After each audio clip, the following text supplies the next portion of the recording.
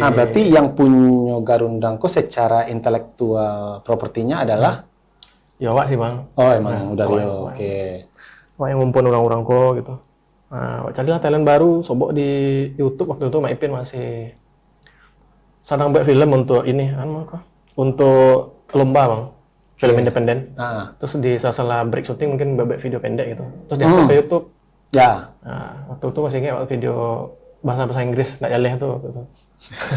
Kita jalan. Iya, Wak cari ya kan, Wak cari Facebooknya, Wak cari kontak, Wak cari rumah. Semua oke. Ajaklah, Wak tawarkan lah main di Gerundang. Main Wak beiko gitu.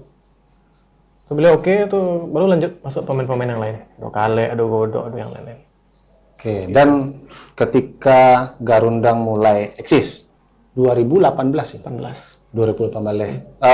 Roadmap yang memang Dario susun untuk Garundang itu arahnya emang Drama komedi Minang sih Bang. Emang drama komedi Minang. Drama komedi Minang. Dan emang itu ambilnya dari set sehari-hari, keseharian. Iya, karena waktu itu kan Wak bisa menikmati komedi Minang cuma di kaset-kaset CD lawak gitu Bang. Kaset-kaset lawak gitu. Iya. Belum ada yang di YouTube lah ya.